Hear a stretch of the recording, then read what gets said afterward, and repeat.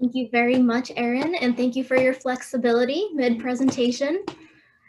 Okay, we did receive one question, and I'd encourage anyone else who'd like to ask Erin a question to put that in the Q&A box. But this question, Erin, is about tissue expression for a particular gene, and if in fact it's in conflict with the condition that you are analyzing the gene for. In that case, how would you factor that into your analysis? So that is a great question, and it's one that we think about a lot within the ID autism group and the epilepsy group, which are the two groups that I'm affiliated with, just because so many genes are expressed in our tissue of interest, which is the brain. And we've actually decided as that group that because that particular finding in our particular tissue of interest is so non-specific, we don't count that as information for a gene disease association, just because so many genes have that. It's not very special, it's not very specific, it's not telling us anything. You might feel completely differently if you were part of a group assessing conditions involved in other tissue types where expression is a little bit more limited and it is more indicative of a role in disease. I wouldn't necessarily say if something wasn't expressed in your, or you didn't know that it was expressed in your tissue of interest, I wouldn't necessarily call that anti-evidence, just because we know there are limitations in the resources we have available for tissue expression. It just may be that we haven't demonstrated enough, or we don't have the resources to show that. So I think that's just a domain-specific issue where each domain might consider things differently depending on the resources they have available. Okay, great, thank you. And another question just came in that something to add to a lecture like this would be walking the participants through the scoring details with a case study. So I know we may not have time now, but we do have resources on our website that you could maybe point participants to. Yeah, absolutely. And if you guys have specific examples that you would like to see walked through, that could be something that we add to a future tab on our website that we have for this workshop, to make things a little bit more accessible for you. Okay, and we don't have any other questions right now. I'd encourage people to continue submitting because we do have some time before the end of the workshop. But Erin, with the extra time, would you like to walk the group through just how to navigate the ClinGen website and looking up some of the gene curation results that are available from our... Yeah, absolutely. Can you confirm that you see the screen? Yes, we see the homepage. Okay, great. So I went through this very quickly in the slides just because I wasn't sure how much time I would have, but thankfully that we have extra time and we can take a little bit to look at this live just so you can feel comfortable using the ClinGen website.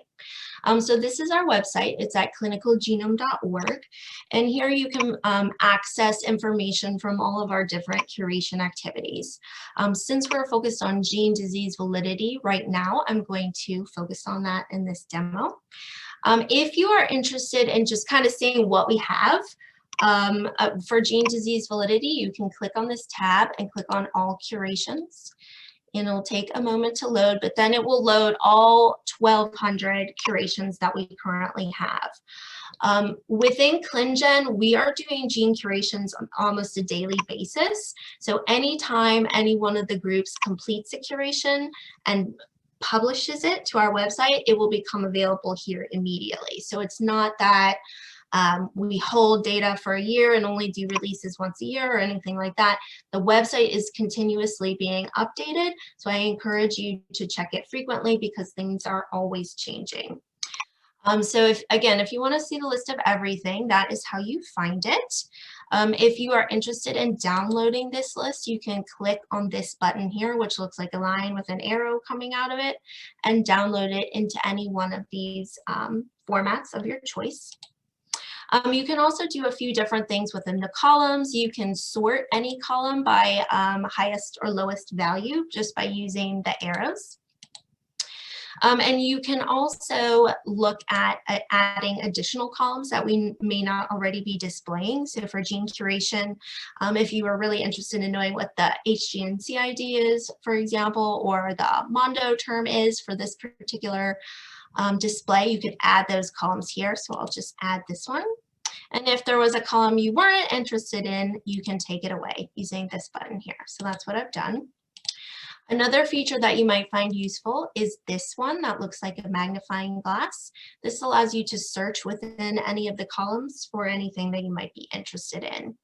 If your box does not have one of these little arrows under it, that means that you can search free text within that box.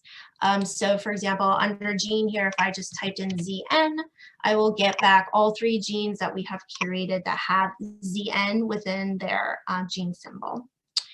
The boxes with the arrows will show you you have certain choices with which to search. So if I drop down this mode of inheritance, I can choose any of these modes of inheritance that I might be interested in. So I'll choose X-linked.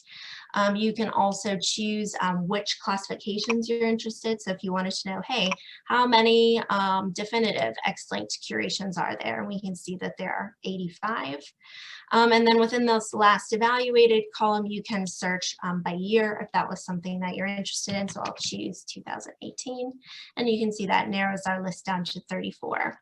Again, if you used a bunch of these features to kind of hone in on a set of genes that you were particularly interested in, you can also download that list. So like this download button doesn't just apply to the full data set.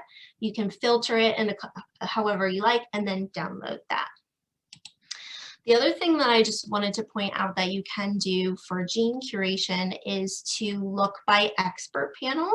So if you are really interested in a particular disease area and just wanted to hone down the results to what we might have in that particular area, you can come to this page and see a listing of all of our GSEPs or gene curation expert panels and peruse the data that way.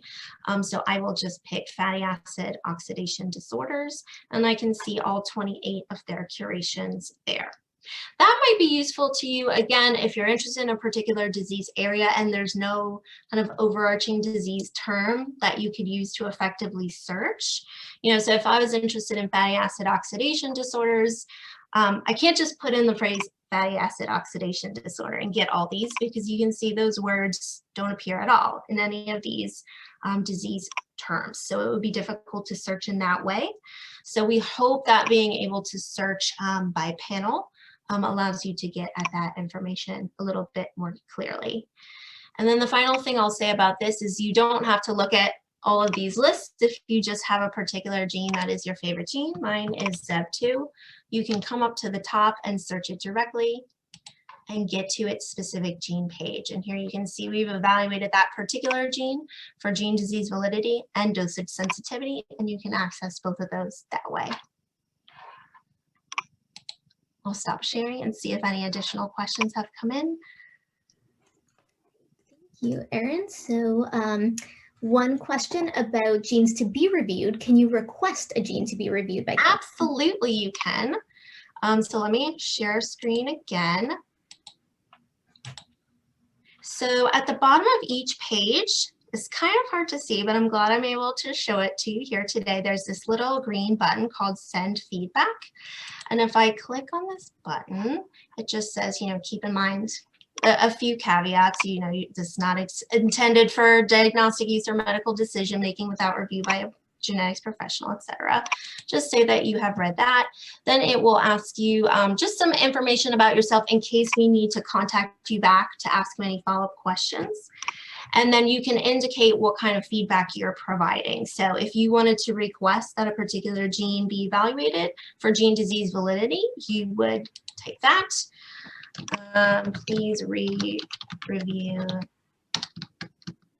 ZEB2. I'll just put this as a test for when I get this email later. I can remember that. Tell us you're not a robot and submit the feedback. Oh, I didn't put in my name. Anyway, that's how you can very easily request a gene. If you can't remember that, you can just simply email us at clingen@clinicalgenome.org and we will get that request into the appropriate GSEP. Okay, and next question. What about gene curation for novel gene with no available information? Do you look to homologous or orthologous genes or something else? No, I mean, for gene disease validity, again, because it's so important for kind of the downstream consequences, if we incorrectly assess the validity of the gene, then, we may subsequently incorrectly assess the variants that we find in that gene. So we really are looking for evidence for that specific gene. If there's none, we do have a classification called no known disease relationship. But typically, for ClinGen's purposes, we are evaluating genes that have at least some information. There was some reason why somebody said at some point in time that this is a gene, a candidate gene, and so we kind of take that information into account. Again, like I said, we have the no known disease relationship category if there's truly no genetic evidence. And then we do have some cases in which, there had been some information at some point in time, but we have ruled it out, or we would call those either disputed or refuted. Within the no known disease relationship category, if there was, if, for example, that gene was purported to be a disease gene because of functional data, like perhaps there was an animal model that suggested there may be a relationship to disease, we do have a flag available to say, hey, this one is classified as no known disease relationship, but there is an animal model available.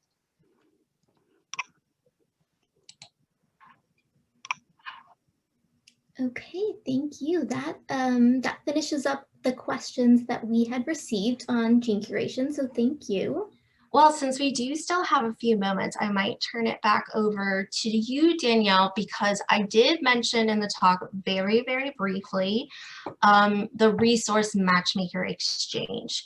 And I think, since we have time, if you wouldn't mind just showing everyone that website and explaining briefly what that is, just because I think it's a really good resource and I want to make sure everyone's aware of it. Sure thing. So I am going to share my screen and take you to matchmakerexchange.org, which is the website that Erin had described in her talk. And can everyone see that? Yes. Thank you. So Matchmaker, as was mentioned in different sessions, is a service so that if you do have a candidate gene in a patient that you believe could be causing their suspected genetic diagnosis, you can take high-level information from that case, so the name of a gene or several genes, and some of the high-level phenotype or condition information that describes their presentation, and enter that into a database that can connect you with others who have submit similar information on unsolved cases to see if you can find a match and build evidence towards a gene disease relationship by accumulating these cases. So one thing I'd like to point out is that Matchmaker itself, if you visit our website, is not the query service, but it brings together all different databases, currently 8 different databases globally that accept cases and then share with each other these cases to find matches. So if you're hearing about this and you think this is something that may be a useful tool in your clinic or laboratory, I would encourage you to go to matchmakerexchange.org. Under how to get started, and I have a case to match. You can learn about the databases that we have available that are currently matching these unsolved cases between researchers, laboratorians, or clinicians, and learn more about them. Some of them are closed to research groups. Others, such as Gene Matcher, are freely and publicly accessible to anyone who has a case and is willing to enter information. So I encourage you to visit here, learn about the different databases, then you'll go to those databases and establish an account with them to submit cases to. But once in there, you'll be able to match your query against cases in all of the connected data sets. So Matchmaker Exchange is really just describing the connection between all of these individual data sets that serve to do this genomic matchmaking between unsolved cases. There is a contact us button that goes to info@matchmakerexchange.org, and we're happy to walk you through that in more detail if you think this is something that could be of use in your clinic or lab. Now, you said this really briefly, Danielle, but are there any considerations people should keep in mind as they choose which node they might want to participate in, or does it not matter? Like any of them would work in any circumstances, or are there things to consider? Yes, so first, accessibility is certainly one of them. So when we go to the exchange participants, we have different descriptions of the type of data that the databases collect and what they match on. So you can find something that aligns with the cases that you have in front of you and also the permission level you have to share that information. So some make matches just based on a gene and phenotype. Others allow you to search more specifically with additional phenotype information or on a variant. So it really depends on what you're looking for. And again, I said some are closed to certain research groups. So if you're not a part of that research group, that wouldn't be the best database for you to start, but several are available to anyone who makes an account, including GeneMatcher. So that's a good start for someone who's not associated with a research project that currently has an established matchmaking database or node. Yeah, and that country in the parentheses, that's just the country of origin for the tool. That's not saying like only people in that country can participate, right? Correct. So that is a great question. These are just where they are based, but they all accept cases if they're open from across the world. So this is just where they sit. All right. Well, thank you so much, Danielle.